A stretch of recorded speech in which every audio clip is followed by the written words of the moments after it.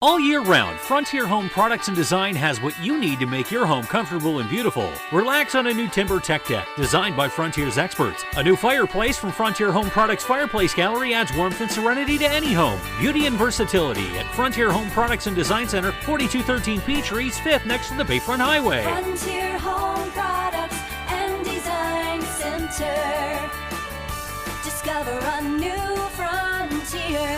PA contractor number PA039007. Get paid to drive. Start a new career behind the wheel at the EMTA. If you are looking for a high-paying and rewarding career with full benefits and paid training, stop by or apply online today with the EMTA. Plus, EMTA riders can now enjoy free Wi-Fi on new, clean, and environmentally friendly buses to travel all over Erie County. Visit ridethee.com for more information. Get on board EMTA. Get on board EMTA. Get on board.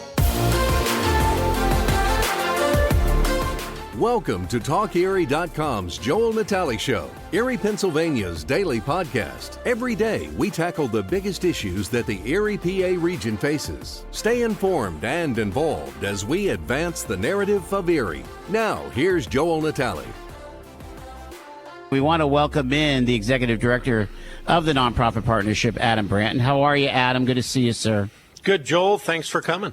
It's a gorgeous day. I mean, I know. I wish we could have had this outside. We should have had our Bermuda shorts on, and we should have done something. But usually it's 40 degrees and usually a drizzle. Right, you know. Right. Wow. So on October 30th, tell us about the theme of this, because you're shooting for unity here. I want to hear about this. Yeah, our theme is sort of a play on words. It's unite and conquer instead of divide and conquer. So the idea is that nonprofits really need to do a better job working together, whether it's informally, formally, in whatever way possible, to conquer the problems and the challenges that face our communities. So nonprofits exist for a mission, usually to address some problem in our society.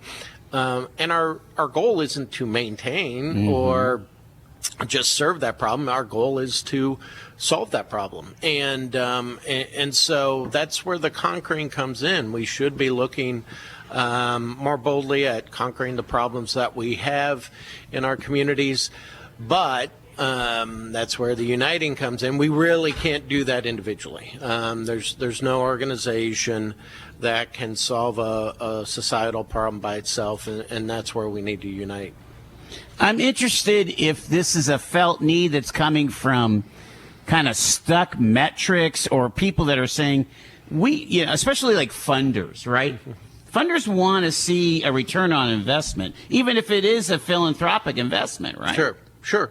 Yeah, everybody wants to see a return on investment. Funders, government, whoever's involved in the process with nonprofits, as well as the nonprofits. And there is a desire or a thirst nowadays to do more in the kind of collaboration realm, in working together, and that's where I think we're seeing that. And there's also a recognition that we need to do a better job in really solving the problems that our missions address, and not just maintaining those problems by serving the basic needs of that mission.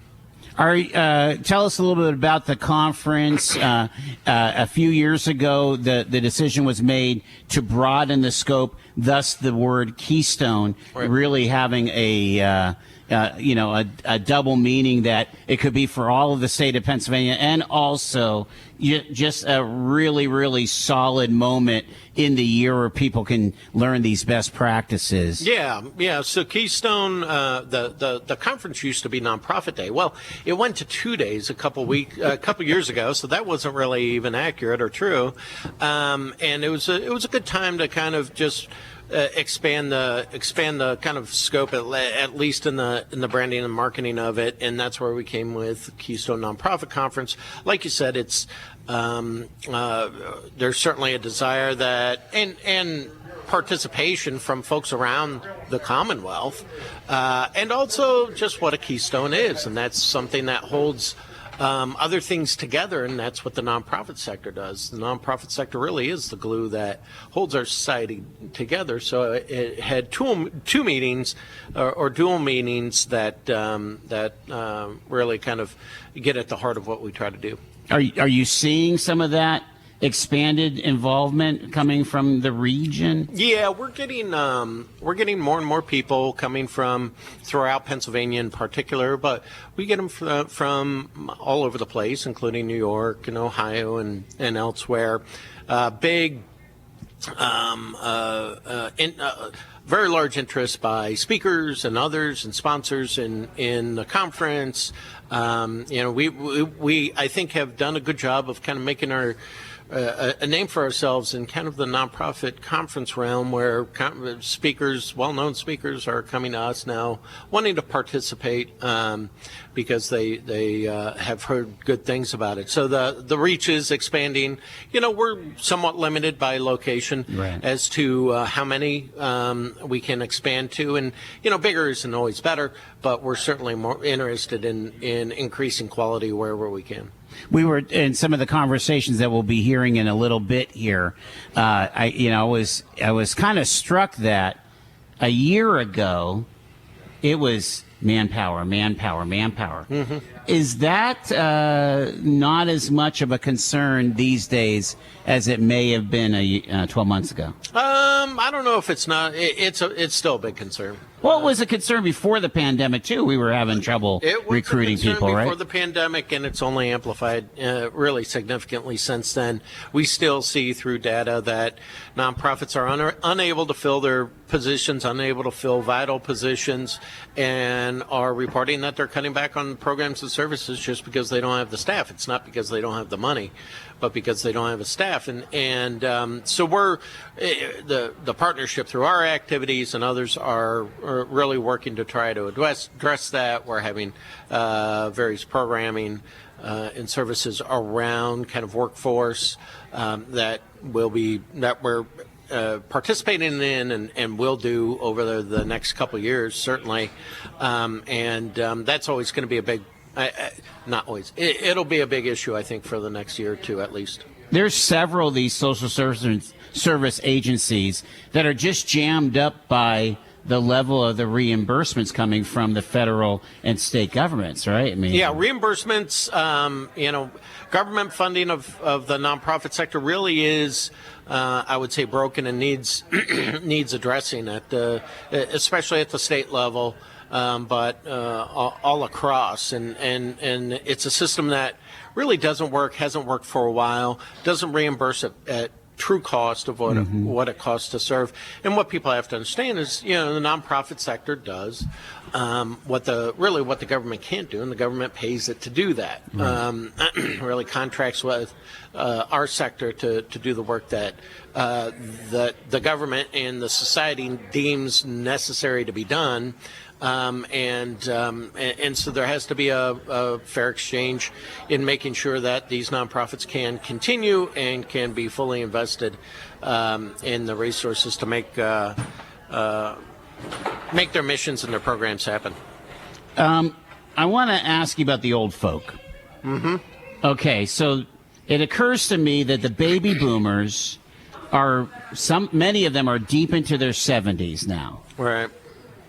Many of them have either retired or are getting ready to retire from their C-level or administrative positions in nonprofits. Mm-hmm. Time for a new wave of leadership. So how's that going? And then I'm going to ask you about the money part. Right. So we're seeing and have seen over the last year or two, there's more, especially at the leadership level, more Succession basically? Vacancies. Yeah. Newer executives taking the helm. Like I've seen more in the last couple of years than I saw in the first 6 years of my work here, and so it's happening. What we all kind of anticipated and waited on finally happened. I think the pandemic certainly was an impetus for that. Sure. And the after effects, but we're seeing a lot of transition, and it's good and bad. Good in that I think it's great when younger folks can take some leadership reins and provide new ideas and new energy towards solving some of these problems. There's a lot of benefits there, but there's also a lot of history lost when you lose seasoned veterans. A lot of maturity in leadership. And one thing that we don't do a great job in the nonprofit sector, which is one of the reasons we have our program today, is we don't do a great job in training up leaders within. And so when you have these transitions, somebody's coming in, chances are they have not been kind of trained or educated in a lot of the work that they do, and it's learned by experience, which is fine. But right. Our goal is to prepare them in some way. And the national searches oftentimes don't work out. They don't work out, and it's, a lot of organizations in the area don't engage in national searches because they're just frankly more costly, and to compete nationally, you have to pay more. Right, that makes sense. Yeah. All right, let's talk about the money thing. Again, with folks getting older, there's a lot of wealth in the baby boomer generation. Mm-hmm. Are we learning better practices of building endowments and building legacy money? You think about a lot of these nonprofits that are here, it's because somebody 80, 90, 120 years ago dropped some coin in an endowment fund, and we're still benefiting from that. Right. Yeah, I think that is more and more present nowadays than I think it's ever been. And it's a kind of forced realization. I think I saw $61 trillion in wealth transfer over the next 20, 30 years. Oh, whoa. And when we talk to our nonprofits, and I teach fundraising quite often, it's if nonprofits just through their plan giving processes can just touch a tiny percentage of that is huge for the sector. It's huge for the nonprofits. That wealth transfer is happening, and we should be better prepared. So there's a lot of conversation locally, nationally about doing a better job of initiating plan giving activities and instruments so that we're well prepared to take part of that wealth transfer as it happens. Most people, people who give to nonprofits, only about 30% include nonprofits in their estate plans. And the reason the others are asked why they haven't included nonprofit, it's because they haven't been asked. It's not because they don't want to. It's not because they have competing interests. It's because they haven't been asked. And that's the easiest thing. So do you have to? Are you feeling like the pressure to ramp up your training to the development directors at the nonprofit level, saying, "Hey, you've got to have a planned giving piece." Right. And we have, and we will, and that'll be big, more. Just generally, nationally, more awareness that needs to happen internally in all organizations. And somehow the ancestors got it right. Right. So I think there's a lot more energy around that, and we'll certainly be and have been putting that at a high priority. But it's important because just a small shift in the attention to that can have big impacts for just nonprofits individually or the sector as a whole.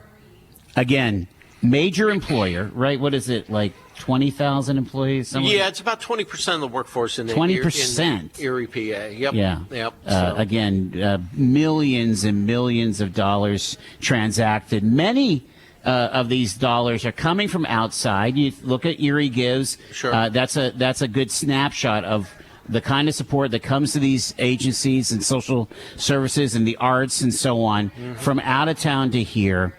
It's important what we do here at the Keystone Nonprofit Conference, and I appreciate you, Adam, for all your leadership. Well, we appreciate you coming back every year, and appreciate all the people here who are making all the work happen.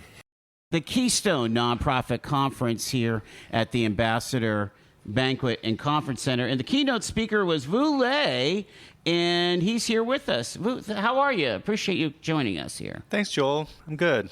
Awesome. You are known for your witty and insightful blog, nonprofitaf.com, and the former executive director of RVC. What's RVC? RVC is a nonprofit in Seattle. It works on getting more leaders of color into the nonprofit sector and build the capacity of organizations led by communities of color. Was that a felt need that you've kind of noticed across the country? Because I've noticed that. I'll be in a community session, and we're talking about, the least of these. I mean, people that are really struggling, that are in a lower socioeconomic strata. Yet when I look around the room, I see people in a higher economic strata. Is that just kind of part and parcel of, social services? Or Yeah. It has been a challenge when not a lot of us from communities of color are encouraged to go into nonprofit. Oftentimes we're encouraged to go become doctors, lawyers, engineers, etc. Right? Or ideally a combination of several of those, as my parents would have preferred. Right? So it can be challenging to get leaders of color into the field. So RVC has been trying to get more leaders of color to get into this work. And then there's organizations that are from these communities, and they struggle. They struggle with fundraising. They struggle with grant writing, etc. It can be hard to navigate the system. One of your main goals, though, is to kind of put the fun into nonprofits. We talk about putting the non in the nonprofit, where, again, you're just scraping by month to month, but you try to put the fun in nonprofit. How do you do that?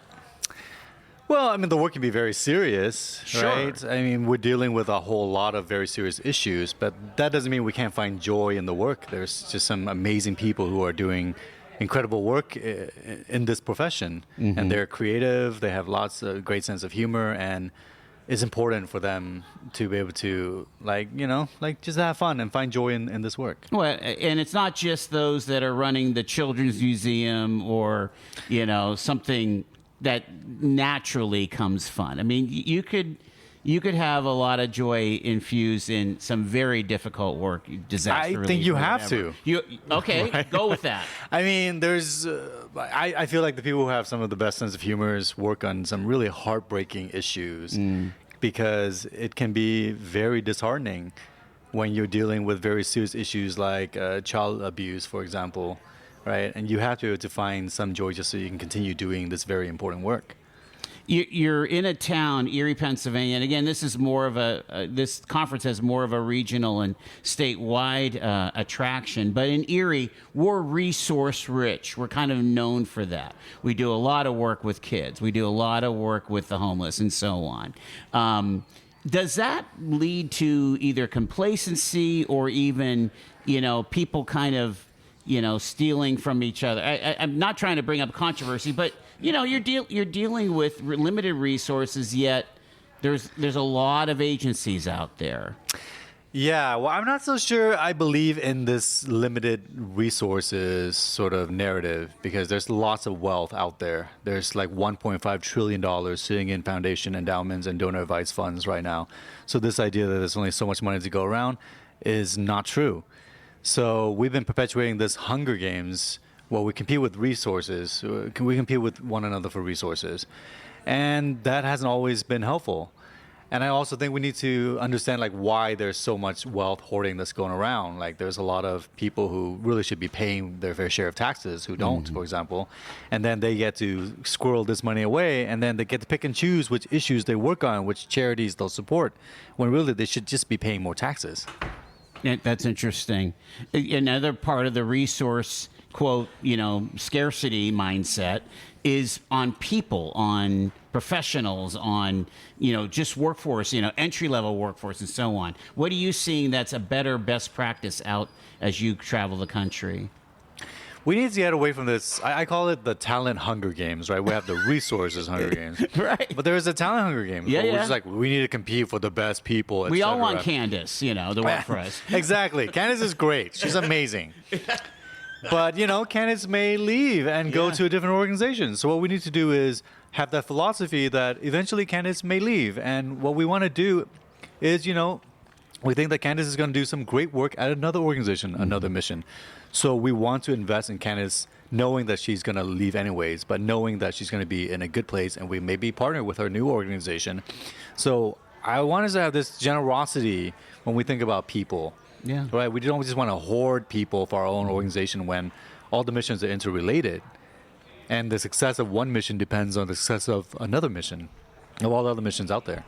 When you're talking to nonprofits, how important is culture as part of that nonprofit? Do you mean like culture as in ethnicity, ethnic cultures? Or? I think more of corporate culture, how the supervisors talk to the worker bees, and what again, this fun thing that you're yeah, well, I think culture, we need to be careful with culture, because sometimes it can be very exclusionary.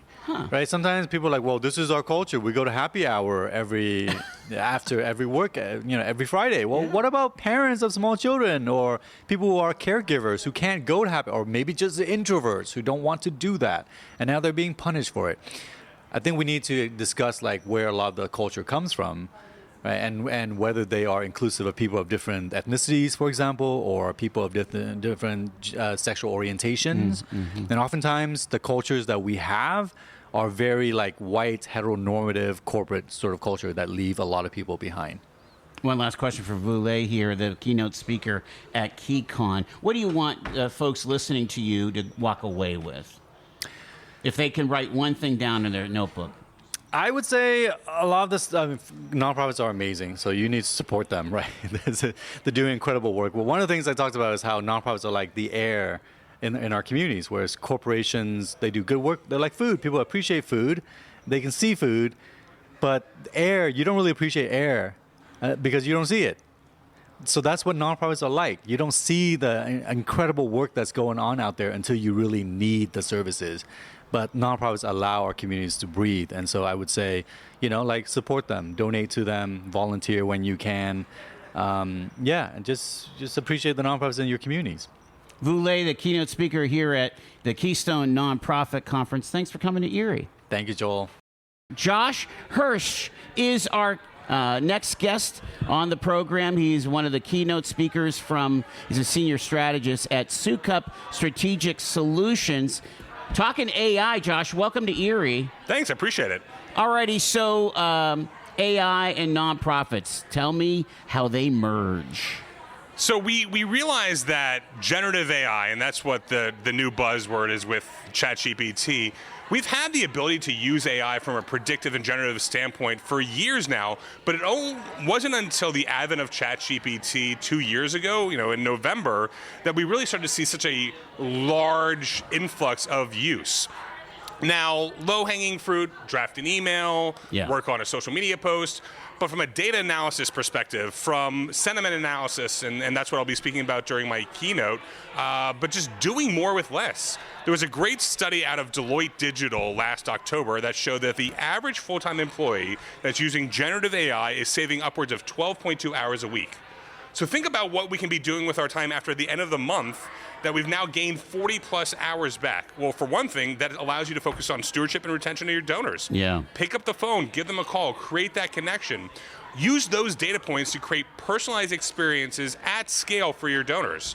So we're going away from the traditional mail merge and communication touches where it's a spray and pray approach for everyone. Right, yeah. Where I can now speak to individual donors, connecting with them based upon those data points that we're tracking from a qualitative perspective within our CRMs. I'm interested in how an organization, let's talk about somebody who deals with troubled youth. How does that organization discover those data points? Because it really is a garbage in, garbage out. It starts with a human, but then it goes into the vast knowledge of the AI. Yeah, so no matter what cause you're working in, we have great data points from both a quantitative and qualitative perspective, but it's what are those connections that we can create based upon those segments. So now we're focusing on not just our traditional segments, but we can get even more micro niche of a segment based upon those connections to our organizations. How are you going to be using those data points for program improvement? We got to be surveying our constituents, got to be surveying our donors, and using that both quantitative and qualitative qualitative data to help drive our communication strategy, to help drive our fund development strategy. If we're just taking that, once again, spray and pray approach, we're not listening and hearing the connection that our donors and constituents have to us, and it's just going to be a very vanilla across the board experience. I'm thinking of, the creative side, the content generation, which is kind of the cookies on the bottom shelf, right? But you think about that content person probably spends a week generating the monthly or quarterly newsletter. With AI, it's a lot faster. Oh, you're doing the matter of hours, if not, an hour or less. Why? Because we're able to be more effective with our time. We're able to use past content examples to help drive current. We know from a data perspective what articles and news stories are going to do well because we're tracking that from a Google Analytics perspective on our website. We're using those content pieces on social, so that's helping to once again reinforce what we're going to be using in email, and having that data that we can then crunch at a much higher level using AI from that perspective. So what are you hoping folks leave from your keynote today? What kind of tools are they going to take away from? Well, we're really going to be looking at how we can use natural language processing. So that's the fancy word of saying how AI analyzes text data from social media, email, survey, identifying based upon keywords, intent, and sentiment, what is that polarity, that negative, neutral, positive sentiment. Okay. At that time, then identifying insights and trends, once again, even more micro niche, and then using the AI to help develop personalized experiences from a communications and fund development strategy to move someone from negative to neutral, positive over a set amount of time. It sounds like very valuable information for these folks. And like you say, you're talking about November of 22. We're not even 2 years in this. Yeah. Basically next month. That's amazing. It is amazing. And I'm once again, data nerd, technology nerd, have been early adopter of social media, of other technologies for nonprofits. I have never seen something evolve and develop at such a rapid pace as generative AI has over the last 2 years. It's amazing for me to think where we were even just 6 months ago, and these models becoming more advanced. They were becoming more and more cognizant. It's not sentient, but you can truly create these feedback loop opportunities where I learn from ChatGPT just as much as it's learning from me.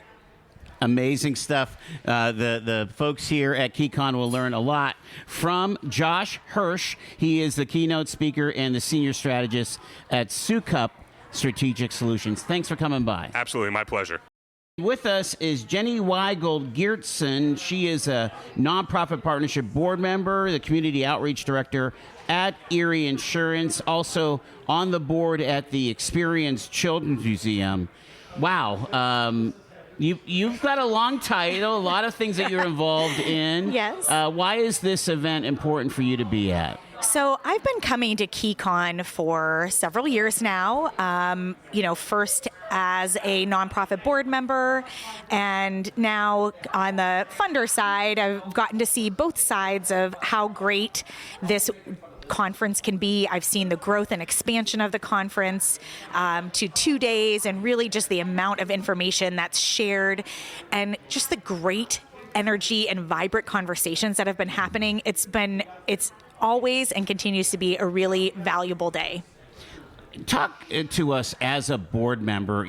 A really important function of the nonprofit partnership is advancing governance. And you think about how nonprofits are started. Sometimes it's over a loss or over a really good idea. And it's just interested and passionate people that'll join a board and maybe even give some money. But at some point, you really got to kick up your governance a couple notches. As a board member, what would you say to those kind of board members that are struggling to kind of find their way? Sure. I mean, I would say we are so lucky in the Erie community to have a resource like the Nonprofit Partnership. This is an atypical organization. Not communities 2-3 times the size of Erie don't have a resource like the Nonprofit Partnership. So I would say take advantage of those resources. Keep that passion, but you're only going to be able to grow the passion and grow the mission if you have the board structure and the governance to kind of back it up and stand up that organization. And so using resources like Adam and his team at the Nonprofit Partnership, they'll really dig in and work with you to find out what kind of structure works best for your organization, and then help you grow that and continue to grow that as your organization changes shape. Let me have you put your community outreach hat on from Erie Insurance. Again, a lot of corporations get a lot of asks. Yes. What would be a couple best practices that you would love to share about, when you're trying to sort through all of the opportunities for you to make an investment from a corporation standpoint? So I think it's really important for nonprofits to understand their mission and be able to translate their passion of that mission to other people. So I say to people sometimes, just because, this is going to sound a little coarse and I don't mean it to, but just because you are passionate about something, don't expect me to be passionate about it, right? How can you educate people on the importance of your organization? We saw with Erie Gives Days, there's over 500 nonprofits that participated in Erie Gives Day. It's but that just shows the amount of need in our community. So what can you do to make your organization stand out, stand above the fold? I've seen really a transition to data-driven outcomes.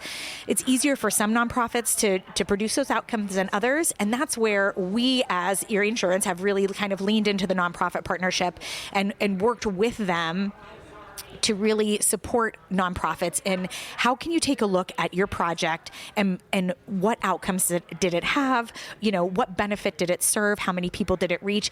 And really, it's great information for us to know, but it really helps the nonprofit continue to grow, to gain more resources themselves, and to figure out what's working, what's not working, and how to make themselves stronger. Yeah, take a break, maybe a day or a week, to bounce back and say, hey, what is our mission? What is our reason to exist, and how do we communicate that more effectively? One thing that you're taking home from the Keystone Nonprofit Conference today. So I will say how valuable it is to spend time in person with people. So from the moment you walk in the door, you can barely make it 5 steps without bumping into somebody. And so not only is it the planned sessions and the keynote speakers that are really engaging and really you can learn so much from, but it's the ability to have those one-off conversations and, the hallway water cooler conversation, so to speak, and the collaborations that can come out of that. I think that is an invaluable aspect of today.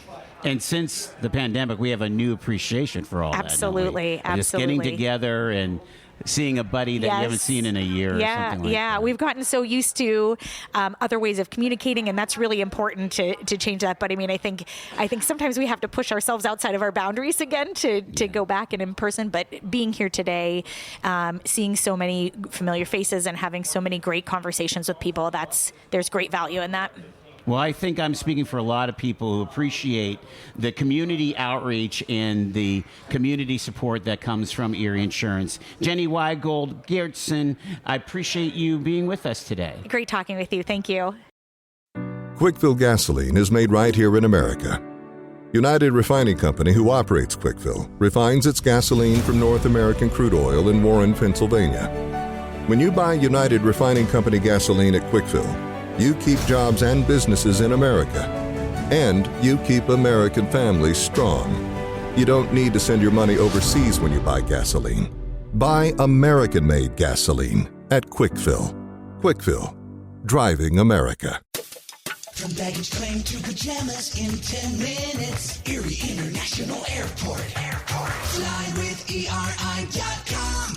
Fly Erie International Airport to Charlotte on American Airlines, your nonstop gateway to the world. Also, we have Breeze Airways flying nonstop to Orlando and Tampa, Florida.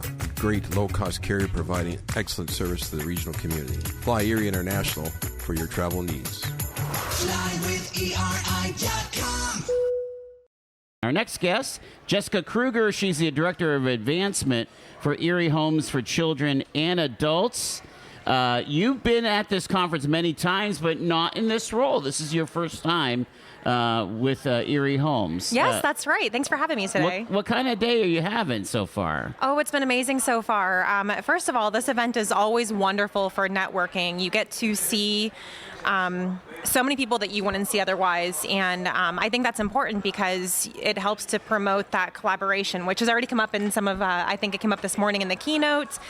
It's come up in some of the workshops here. And that collaboration is so key because Erie is small and Erie loves to help each other. And Erie is big on community and nonprofit, and to find ways that we can all work together is really what it's about. So that's why I love coming here. I love to glean new information every year, figure out ways to just do my work better, to better serve those that EHCA serves. And yeah. So you come with this background. You were at St. Martin's Center. You're now at Erie Homes for Children and Adults. And I'm interested in, what are transferable skills or what's some new skills? Because there's a lot of fundraisers in that room over there, right? So what are some best practices that you would love to share and maybe that the conference has helped you to learn over the years? Sure. That is a great point. There are a lot of transferable skills, and that's something that really led me to this new role.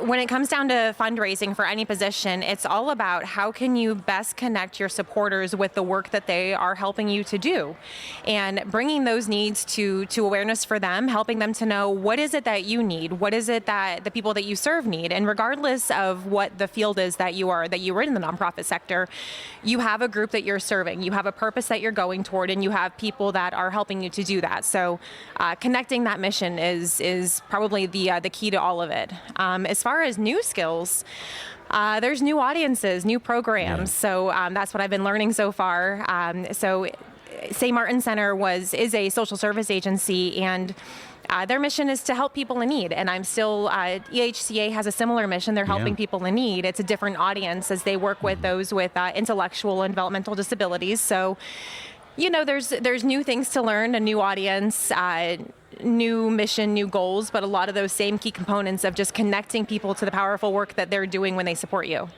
When you are in a current climate that we're in, some people are, they're seeing that things are looking good in the economy, yet they're not necessarily feeling it in their pocketbook. What do you think 2024, 2025 is going to be like for philanthropy? I mean, we just came off of amazing Erie Gives, and so there's like one of the other guests said, there's a lot of money out there for that may be willing to be engaged in these social service agencies.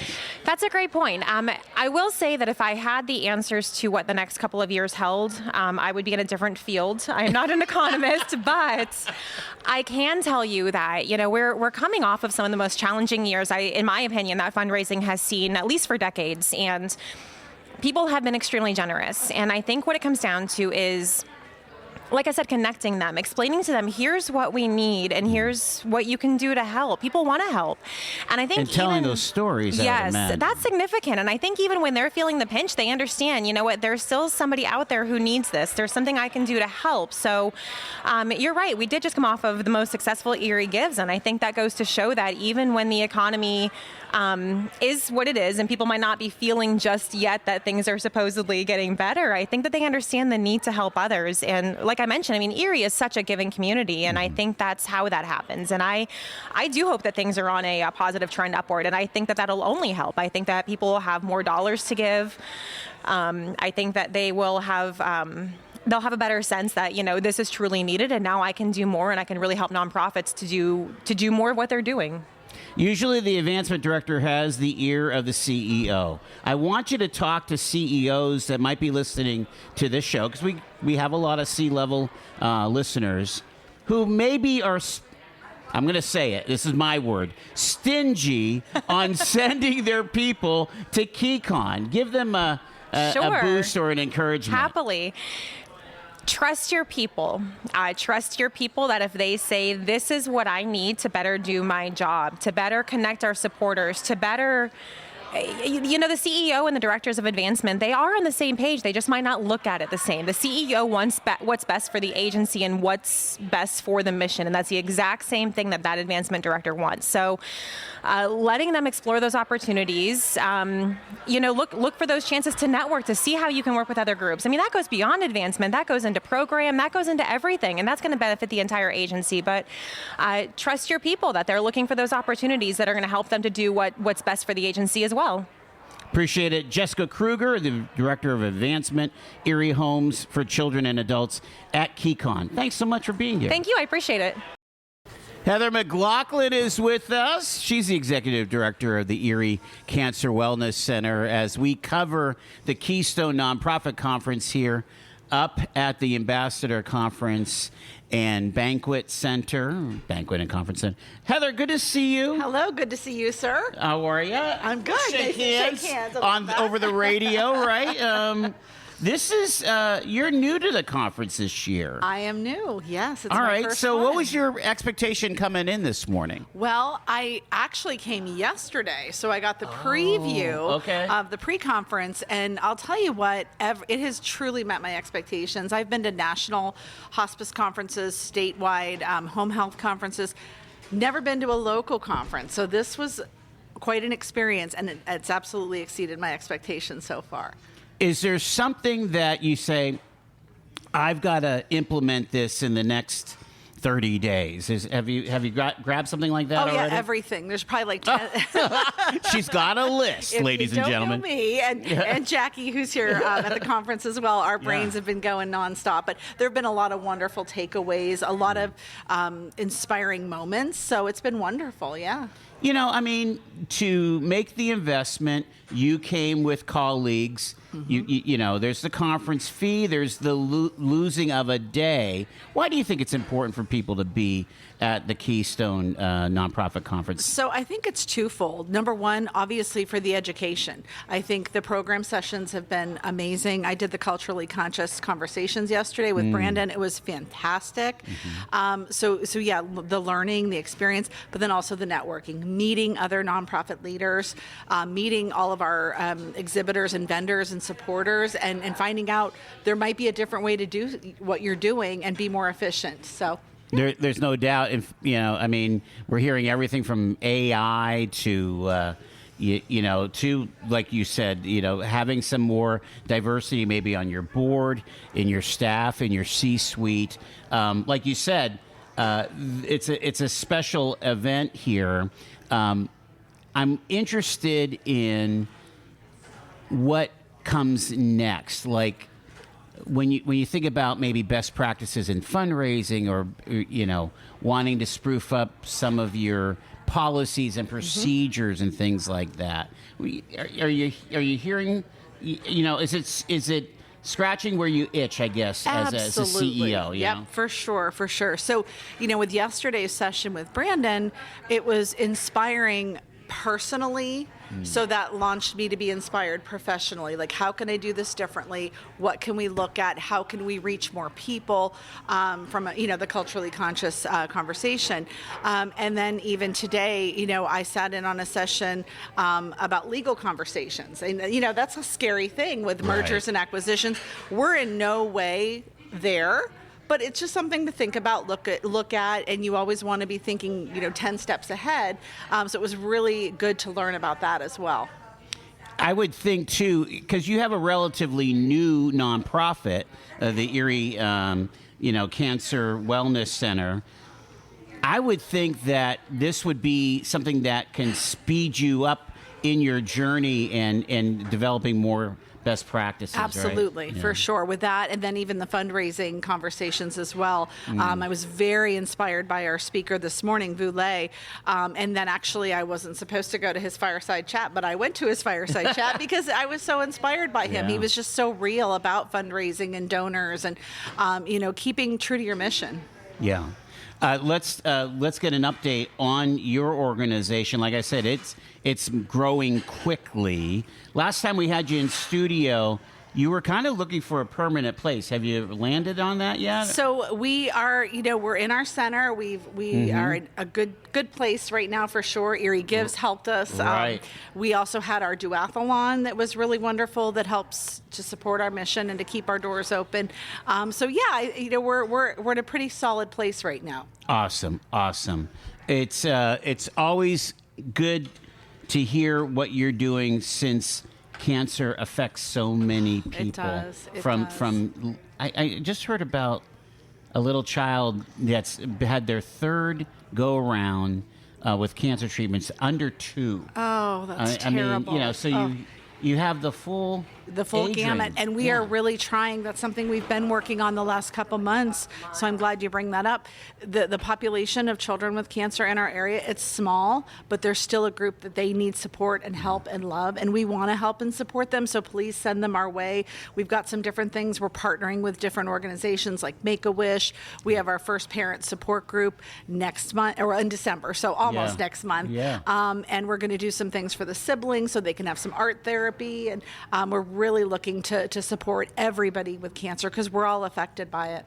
Great to catch up. Heather McLaughlin, Executive Director, Erie Cancer Wellness Center at the KeyCon. Thank you so much. We have the MPP Board President with us, Del Birch. Del, good to see you. How are you? I'm fine, Joel. Thanks for having us here. Oh, yeah. Thanks for having us. I mean, we love just kind of, picking the brains and hearing what people are learning. What are you learning this year? I mean, this thing has been going on for what? Close to 20? Yes, it is. At least 20 years, right? Yes. I mean, but what have you been learning today? A lot of new ways of looking at the challenges and the opportunities facing the nonprofit partnership, with some great national speakers coming in and illuminating and inspiring the nonprofit community here in Northwest Pennsylvania and actually beyond. Yeah, we're kind of one of the key strengths of the nonprofit partnership is about building capacity, and it's more than just need more money. It is about the quality of the work. It is best practices. It is new ways of thinking and new ways of serving your constituents. And making sure that staff understands there are different ways of solving a particular problem, and that's what they learn here. Sure.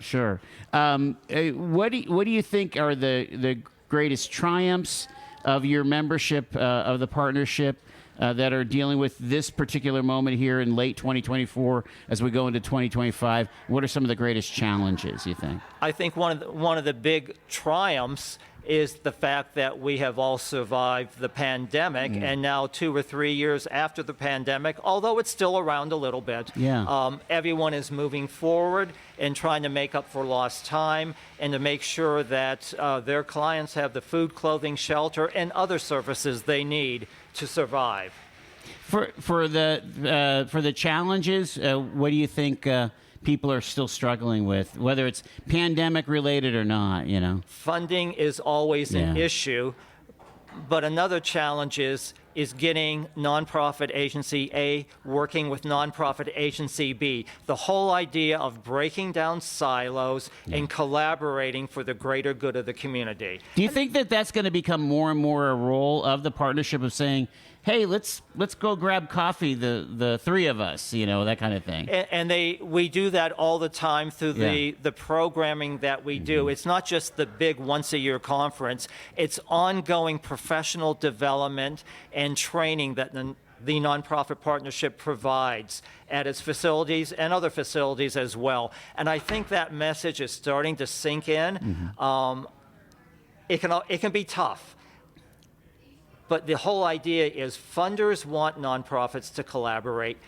When you collaborate, you can do a better job when you have a team of agencies as opposed to an individual team, in many cases. Sure. That sort of thing. Well, yeah, you're trying to expand on your community impact. And so maybe one agency has a 1x of community impact, but maybe 2 or 3 agencies can have a 10x of community impact. That's right. And one of the things we like to do is make sure that somebody from nonprofit agency A who says, we're going to be adding this to our resume or to our menu of services. Sure. And I just talked to someone earlier, And I said, are you aware that Agency B already does that? Are you creating a whole new training program? Or are you... There's no need to reinvent the wheel. Right. In Is this a duplication? Reach Yeah. out to that other nonprofit, see if there's any way to collaborate. My goal is to make that connection for them. What you haven't mentioned, but and I'm interested in seeing if this is still part of the perspective, is there still is a great need for personnel, right? Always. Yeah. The right so that's person. one of those constants that the pandemic might have exasperated, but it was always there beforehand, right? I mean, That's right. But it's always good to see, as I get older and older, seeing the next generation of leaders who are younger, who want to do that, who want to become part of the nonprofit sector because they understand the impact that the nonprofit sector has on individuals, families, and the community as a whole. One of my earlier chats was with someone whose goal is to diversify the people in the C-suite, people that are in administration of these nonprofits. What's your thoughts on diversification of folks that are running these administrations? As we always say, you want to have people in place who represent all facets or all segments of the population. Yeah. And we do need to do a better job. I think it's improved in the last few years in Erie. There's a big push for diversity, equity, and inclusion. Mm-hmm. That needs to continue. Del Birch, he's the president of the nonprofit partnership here in Erie, PA. Thanks so much, Del. Thank you. Next guest is Monique Curry-Mims. She's a founder of Civic Capital Consulting. She's one of the breakout speakers. Monique, welcome to the show. Appreciate it. Thank you for having me. You got it. Tell me a little bit about your firm. So, Civic Capital Consulting, I started in 2018, and it has grown to do a lot of things beyond what I had originally thought of when I started it. But today, we are an international social impact consulting firm. We work with foundations to really help them understand their missions, their priorities, their grant making, and relevance to community need. We also are the owners and publishers of Generosity, which is the social impact media outlet for the Philadelphia region. We are also the producers of Beyond Philanthropy, which is a podcast that I co-host with my co-host Valerie Johnson, who unfortunately couldn't be here today. Yeah, well, I want to talk about the podcast in a little bit, but I want to ask you about impact. Is it impact investing? Is it impact fundraising? Talk a little bit about that part of it. It's really more so helping foundations understand the impact that they're trying to make with their priorities. You know, a lot of times when they are determining their grant-making processes, it's an internal process based on what the family or what the organization thinks is the solution for whatever issue they are focusing their dollars on.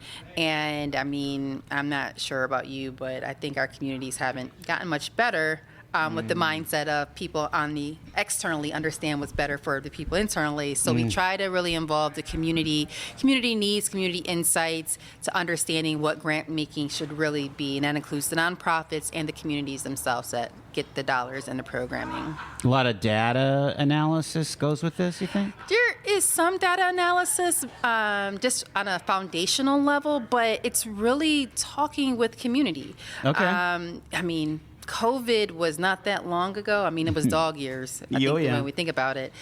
So, I mean, that just showed us how quickly our communities can change. So data is not always as accurate, especially when you're looking back because so many things are impacting it. So really being able to understand on a quantitative level, qualitative level, what is actually happening in the community. Yeah, that makes some sense to me. What do you think, is the essence, of the pivots that you're seeing from the funders, right? I mean, if you had a chance to sit in a room with, which you probably do, 25 different funders, you're saying, where would you point their direction to, I guess?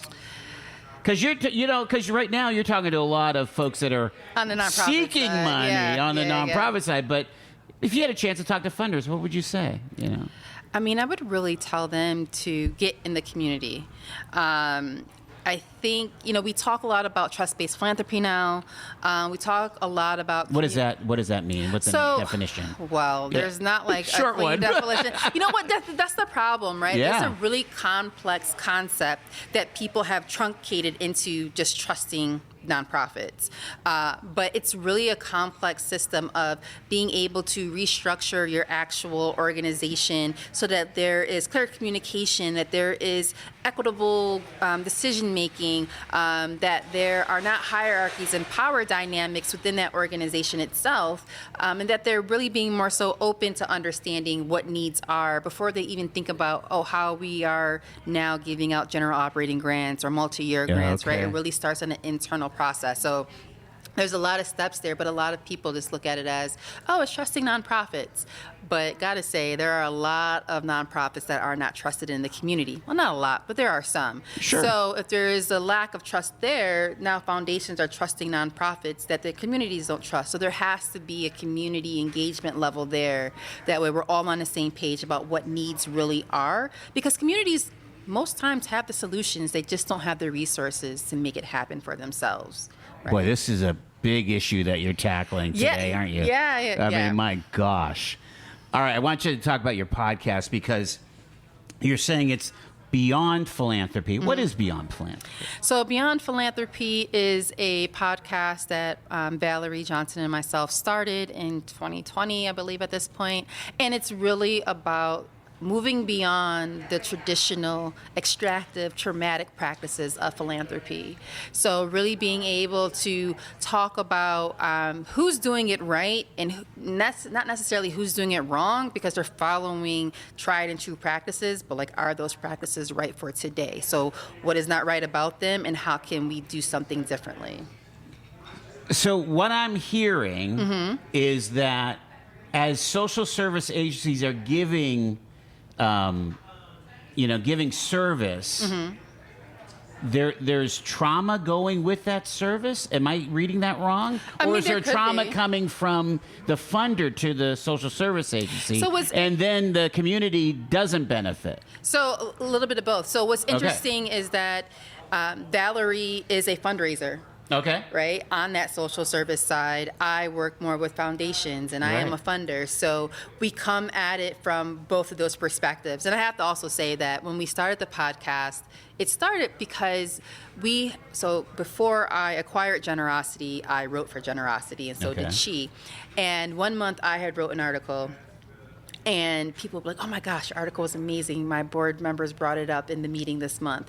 The next month, she wrote was almost the same article. It was just said differently. And the article was retweeted and it was just like the next best thing. And I'm like, you didn't say anything different. So we were talking and she was like, why is it that, or I was like, why is it that when Black women say things, it doesn't really get heard, but if a white woman said the same thing, it's like, oh my gosh, it was the great idea.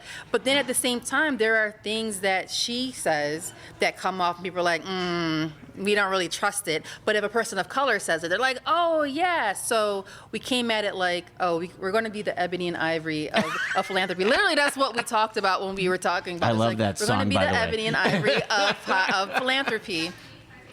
But I mean, you're trying to crack the code, I think. Exactly. Of some of these huge, deep issues that go in this space. It's fascinating, and you need a podcast because you need to be able to go deep and talk about it. Yeah. It doesn't happen in a 4-minute or even a 1-minute TikTok, does it? No. And we're trying to find that balance because these are really complex issues. So when we started the podcast, it was probably about an hour, but then when we started looking at metrics, people started dropping off after 30 minutes. So we try to keep them around 30 to 45 minutes.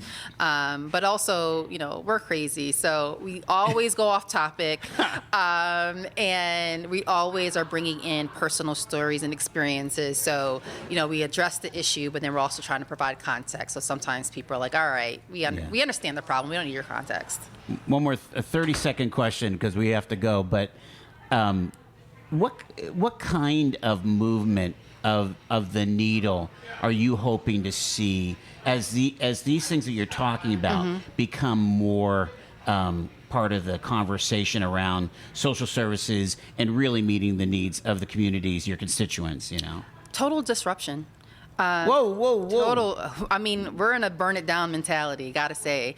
Our podcast, each season is a different theme. Yeah. And next season, we're really looking at what does it look like to just really pull the cover off and start from scratch. Like, what would it look like to really build out philanthropy and social impact in a way that's actually moving the needle? And that starts everywhere from policy to maybe even not even needing nonprofits eventually. So you're saying the whole vertical needs to be changed. The whole vertical.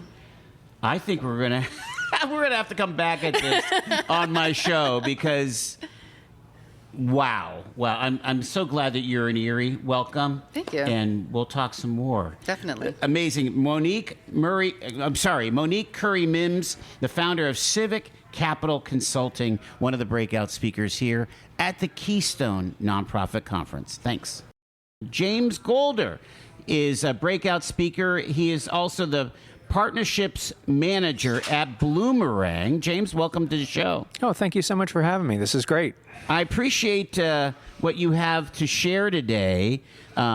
You're bringing insights on a study about focusing on donor experience. So explain all of that, if you would.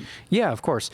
I donated $25 to 50 nonprofit organizations in and around Erie, and I wanted to learn about what the donor experience was like. Yeah. So how easy is it for me as a donor to donate? And then also, what was the thank you experience look like? We know from a lot of research that donors want to be thanked. So did I get thanked? And if so, how often and what kind of formats and all kinds of stuff like that. So it was a fascinating way to look and see how folks here locally in Erie are doing when it comes to donations. It'd be interesting to know what the best experience you had in Erie compares to what you know to be nationally as best practice. Can you share a little bit of that? Sure, be happy to. The whole idea with thanking donors is you really want to engage with them and keep them involved. Let them know what you're doing, what activities are coming up, are there volunteer opportunities, are there events happening, what's going on that they can connect with you about and keep that conversation going. And so a lot of organizations send out a newsletter. Maybe they'll send out a thank you email. Maybe it's a thank you phone call or something like that. The best organizations do a really good job putting it all together. Okay. And so they're sending out multiple thank yous in different formats. We had a couple of organizations here at Erie that did a really nice job of not only sending me a hard copy thank you, but also sending me an email and then putting me on their email newsletter list, inviting me to come out and volunteer. So they really went the extra step to make sure that I knew what was going on and make sure that I was able to engage with them and stay informed. Is there any correlation to, donor engagement and just the size and the capacity of the organization? I'm just wondering, do you need this high-end CRM to do this, or is this just you have to think it through and be thoughtful about it? That's such a great point. Bloomerang is a CRM, and so, yes, we make it easy for people, but I've given 750 donations over the last 18 months across the country, and some of the ones that have been most memorable were done by people who are keeping track of their donations on spreadsheets. But they took the time to write a handwritten note card to me that said, thank you so much for your gift. Here's what we're going to do with it. We'd love to stay in touch, so we're going to send you an email shortly, and you can subscribe to our newsletter or whatever they said. Those things really stand out and don't require a lot of technology. They just require you to be really thoughtful and purposeful. How about on the front end, on the actual donation itself? Because it could cost, a nonprofit some pretty big bucks to even just receive that online donation. Sure. Can it? Yep. Yeah, you really want to make it, especially if you're paying for something, you really want to make sure that it's as easy as possible for the donor to give you that gift. And one of the things that I mention all the time is if you're able to accept Venmo, Apple Pay, Google Wallet, these are really important, especially for younger donors. Sure. As I travel around the country and talk with people, one of the things I hear most often is, hey, how do we get Gen Z to donate? Well, as the father of 4, I believe, Gen Z kids, Venmo, that's your answer. Yeah. If you're not accepting Venmo on your online donation form, a lot of them are going to keep looking until they find someone who is. And I would imagine that they may not even want an email. I mean, just a text maybe with a link to a YouTube story video. Perfect. And the link for the Venmo. That's exactly right. That's exactly what they want. So, and the whole point with that is... I wouldn't mind that either, you know? Meet people where they are. Make sure that you're giving them options. That's exactly right. James, what are you hoping folks will leave from your seminar today with? One of the big things that I emphasize is, and this goes for everyone who, maybe even people who weren't here, go give yourself an online donation. Walk yourself through that process and honestly set yourself a calendar invite for 6 months from now and do it again. You want to make sure as changes are made to websites that links don't get broken, that everything is working the way that it's supposed to work, and that your donors don't get frustrated when they're visiting your website and want to give you a gift. Outside of that, as I said, some of those younger forms of payment are really, really important for people. And the last thing I'll put a plug in for is make phone calls to thank your donors. We at Bloomerang did a study and found out that you double the likelihood that they'll come back and donate again. The size of the second gift almost doubles, and you get the second gift 3 times faster if you make a phone call to thank your donors. And so they don't find that creepy, even if it just goes to voicemail. They appreciate the thing. Yep, voicemail's great. I don't answer my phone from people I don't know, but I get that little voice-to-text notification on my phone. I read it. I feel good as a donor. Move on with my day. That's all you're looking for. Now, that's a key pro tip right there. James Golder, breakout speaker today at the KeyCon. He's the partnerships manager at Bloomerang. Thanks so much. Thanks for having me. You've been listening to The Joel Natalie Show, Erie, Pennsylvania's daily podcast from TalkErie.com. Subscribe to our show on your favorite podcatcher and get involved by emailing Joel@TalkErie.com.